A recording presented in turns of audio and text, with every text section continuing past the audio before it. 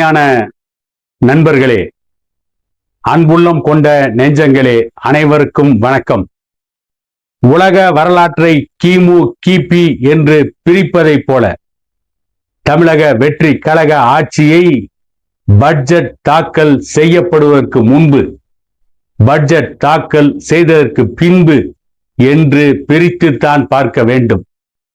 Budget தாக்கல் செய்வதற்கு முன்பு தமிழக வெற்றி கழக ஆட்சிக்கு எதிரிகளே இல்லை என்று தமிழக வெற்றி கழகத்தின் அமைச்சர்கள் கொக்கரித்தார்கள். விஜய் அவர்களுடைய புகழ் வானளவு உயர்ந்து விட்டது என்று வாய்ப்பந்தல் போட்டார்கள். ஆனால் பட்ஜெட் தாக்கல் செய்ததற்கு பிறகு நடிகர் விஜய் அவரை எதிர்க்காத கட்சிகளே இல்லை, தமிழக வெற்றி கழகத்தை விமர்சன கூண்டில் விசாரிக்காத கட்சிகளே இல்லை என்று சொல்லக்கூடிய அளவிற்கு நடிகர் விஜய் அரசு சந்தி சிரித்து விட்டது. இதில் நடிகர் விஜய் ஆட்சிக்கு முரட்டுத்தனமாக முட்டு கொடுத்த திமுக கூட்டணியில் இருந்து விலகி வந்து தமிழக வெற்றி கழக ஆட்சிக்கு ஆதரவு கொடுத்த கட்சிகளும் அடக்கம். அதனால்தான் முதலமைச்சர் விஜய் அவர்கள் தமிழக வெற்றி கழக ஆட்சிக்கு எதிராக கூட்டணியில் இருக்கின்ற கட்சிகளும் விமர்சனம் வைக்கிறார்கள். ஆகவே இது பெரிய பிரச்சனையை உருவாக்கிவிடும். மக்கள் மத்தியில் விஜயுடைய கெட்டுப்போன பெயரை மேலும் கெட வைத்துவிடும் என்பதால் மறைமுகமாக தமிழக வெற்றி கழக கூட்டணி கட்சிகளுக்கு, தமிழக வெற்றி கழக ஆட்சிக்கு ஆதரவு கொடுத்திருக்கின்ற கட்சிகளுக்கு எச்சரிக்கை விடும் விதமாக எந்த நேரத்திலும் கூட்டணியில் இருக்கின்ற கட்சிகளை வெளியேற்ற தயங்க மாட்டேன், கூட்டணியில் இருந்து விலக்கி வைப்பதற்கு தயங்க மாட்டேன், அவர்களின் ஆதரவு தேவையில்லை என்று சொல்வதற்கு நீண்ட நேரம் ஆகாது என்பதை சொல்லாமல் சொல்லிக் கொண்டிருக்கிறார் முதலமைச்சர் விஜய் அவர்கள். இதை ஏன் நாம் சொல்கிறோம் என்று கேட்டால், ஏற்கனவே அண்ணா திமுகவை விட்டு விலகி தமிழக வெற்றி கழகத்தில் இணைந்து சட்டமன்ற உறுப்பினர் பதவியை ராஜினாமா செய்தவர்கள் 6 பேர். விஜய் ராஜினாமா செய்த திருச்சி கிழக்கு தொகுதியை சேர்த்து 7 சட்டமன்ற தொகுதிகளுக்கு இடைத்தேர்தல் நடக்க வேண்டும். இப்பொழுது நேற்று அமைச்சர் புஸ்ஸி ஆனந்த் அவர்களை அண்ணா திமுகவின் அதிருப்தி முன்னாள் அமைச்சர்கள் எஸ்பி வேலுமணி, சி.வி. சண்முகம் இவர்களோடு தற்போதைய சட்டமன்ற அண்ணா திமுகவின் உறுப்பினர் கே.பி. அன்பழகன் இவர்கள் மூவரும் சந்தித்து பேசினார்கள். என்ன பேசினார்கள், எதை பேசினார்கள், எந்த தகவலும் வெளியாகவில்லை. ஏற்கனவே அண்ணா திமுகவிலிருந்து பிரிந்து வந்தவர்களுக்கு நடிகர் விஜயும் அவருடைய அமைச்சர்களும் கொடுத்த வாக்குறுதிகளை நிறைவேற்றவில்லை, கொடுத்த வாக்குறுதிகளை காற்றிலே பறக்க விட்டார்கள். ஆகவே முதலமைச்சர் விஜய் நம்பிக்கைக்கு உரிய தலைவர் இல்லை என்று அவர்கள் முடிவு கட்டிவிட்டார்கள். இப்பொழுது ஏன் திடீரென்று பகிரங்கமாக இந்த அண்ணா திமுகவின் முன்னாள் அமைச்சர்களையும் தற்போதைய சட்டமன்ற உறுப்பினர் கே.பி. அன்பழகனையும் சந்திக்க வேண்டிய தேவை எதற்கு? ஏற்கனவே 7 சட்டமன்ற தொகுதிகளுக்கு இடைத்தேர்தல் வரப்போகிறது. இப்பொழுது எஸ்பி வேலுமணி ராஜினாமா செய்ய போகிறார், சி.வி. சண்முகம் ராஜினாமா செய்ய போகிறார், கே.பி. அன்பழகன் ராஜினாமா செய்ய போகிறார்.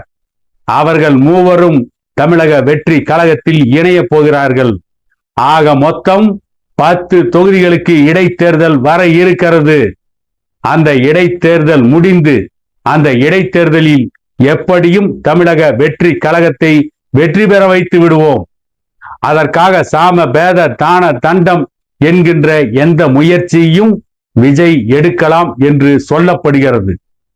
10 தொகுதிகளையும் மொத்தமாக தமிழக வெற்றி கழகம் வெற்றி பெற்று அதற்கு பிறகு தமிழக வெற்றி கழக ஆட்சிக்கு முட்டு கொடுத்து தமிழக வெற்றி கழக கூட்டணியில் இருக்கின்ற கட்சிகள் விடுதலை சிறுத்தைகள் கட்சியாக இருந்தாலும் சரி, கம்யூனிஸ்ட் கட்சியாக இருந்தாலும் சரி, இந்திய யூனியன் முஸ்லீம் லீக்காக இருந்தாலும் சரி, தமிழக வெற்றி கழக ஆட்சிக்கு எதிராக குரல் கொடுத்தால் அவர்களை கூட்டணியை விட்டு வெளியேற்ற தயங்க மாட்டோம்.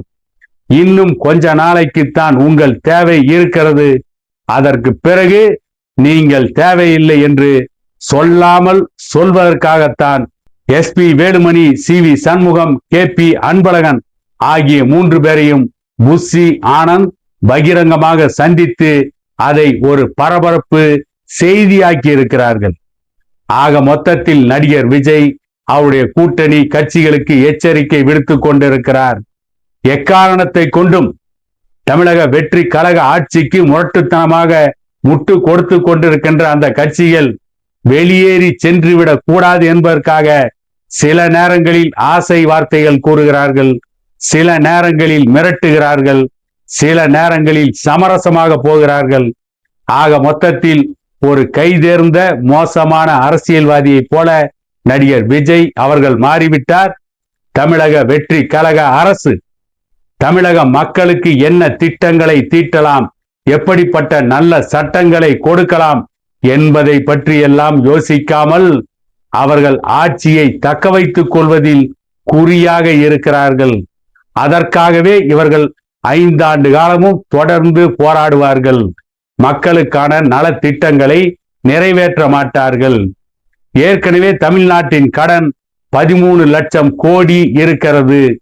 இவர்கள் ஆட்சிக்கு வந்த 2 மாதங்களில் 28,000 கோடி கடன் வாங்கிவிட்டார்கள். தொடர்ந்து இன்னும் கடன் வாங்குவார்கள். எவ்வளவு கடன் வாங்கினாலும் தமிழக வெற்றி கழக கட்சி கடந்த தேர்தல் காலத்தில் கொடுத்த வாக்குறுதிகளை இன்னும் 2 ஆண்டுகளுக்கு நிறைவேற்ற முடியாது. அந்த அளவிற்கு நிதி இல்லை. நிதி நிலைமை சீரானதற்கு பிறகுதான் அந்த திட்டங்களை நிறைவேற்றுவதை பற்றியே யோசிப்போம் என்று சொல்லியிருக்கிறார்கள். நிறைவேற்றுவோம் என்று கூட சொல்லவில்லை. ஆக மொத்தத்தில் எது எப்படி இருந்தாலும் சரி, தமிழக வெற்றி கழக ஆட்சிக்கு விடுதலை சிறுத்தைகள் கட்சியும், கம்யூனிஸ்ட் கட்சிகளும், இந்திய யூனியன் முஸ்லிம் லீக்கும், இந்திய தேசிய காங்கிரசும் முட்டு கொடுத்தே ஆக வேண்டும்.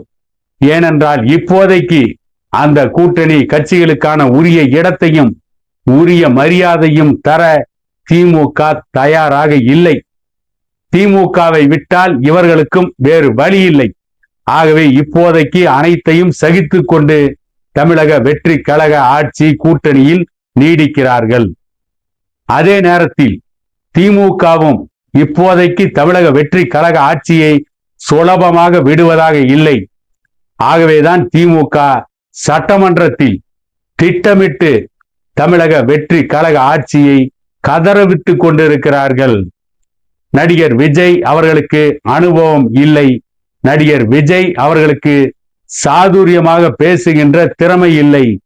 நடிகர் விஜய் அவர்களுக்கு த பிரசன்ஸ் ஆஃப் மைண்ட் என்பது கொஞ்சம் கூட கிடையாது. ஆகவேதான் இன்று கூட சட்டமன்றத்தில் வாயை கொடுத்து எதிர்க்கட்சி தலைவர் உதயநிதி அவர்களிடம் வாங்கி கட்டி கொண்டிருக்கிறார்.